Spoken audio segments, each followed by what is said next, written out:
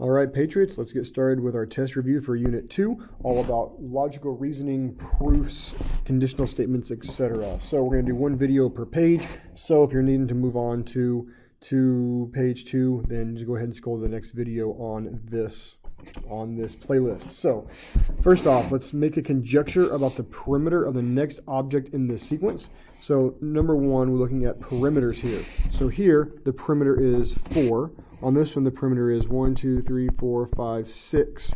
On this one, it's 8. On this one, it is 10. So it looks like our perimeter is increasing by 2. So I'm looking for one where my perimeter is 12.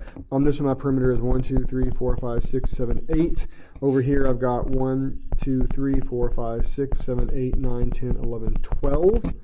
Which looks like that one should be my right answer. Just to make sure, though, I'll check the rest of these. Here I've got 1, 2, 3, 4, 5, 6, 7, 8, 9, 10, which does not work. Let's make that actually look like an 8. And then 1, 2, 3, 4, 5, 6, 7, 8, 9, 10, 11, 12, 13. So again, that one does not work either. I feel like I miscounted that. 14. Missed one there. Okay, so either way, 12 is my answer, option A. Number 2. Which best describes the statement, if two planes intersect, then their intersection is a line? Well, whenever I have two planes intersecting, the only way that can happen is if they intersect at this line right here. So that looks like that one's going to be always true. Number 3, choose a statement that properly justifies AB equals AB. Well, notice we got the exact same thing here. That is our reflexive property. That's one of the ones we're needing to flat out memorize for this test. Number 4, choose a property that justifies the statement, if GH is congruent to FD, then FD is congruent to GH. Notice here we've swapped these two back and forth. That is our symmetric property. Number 5, choose the property that justifies that when segment GH is congruent to segment FD, then the length of GH is equal to FD. Now, people want to try and choose reflexive here because it is the same on both sides. However, it's not exactly the same. On this one, we have a segment and a congruent sign. Here we don't have it. We're converting from segments to measures, so that one won't work. Symmetric won't work because we'd have to switch things back and forth.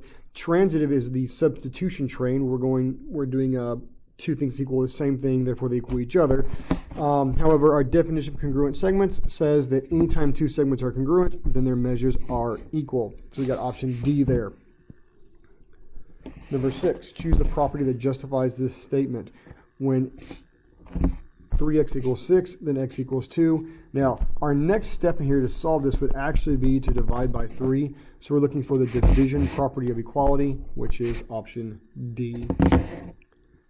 Number 7, choose a property that justifies if the measure of angle A equals 10, the measure of angle B equals 10, then the measure of angle A equals the measure of angle B.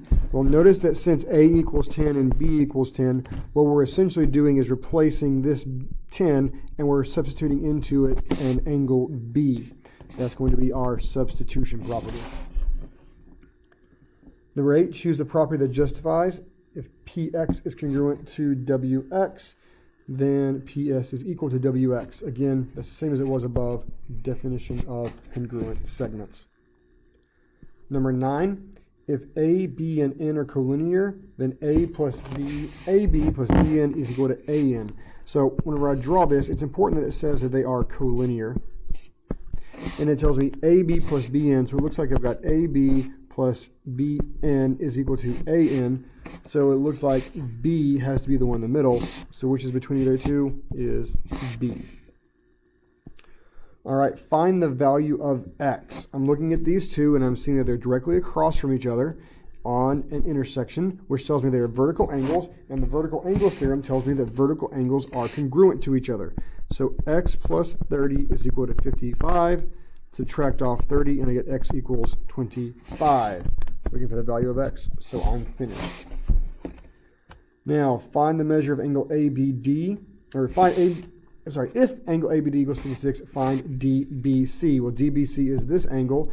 This one is 56. Well, I'm going to go ahead and throw an x there and say that 56 plus x is equal to 90. I know that because of this square bracket. Subtract 56 off of both sides, and I'm going to get 34.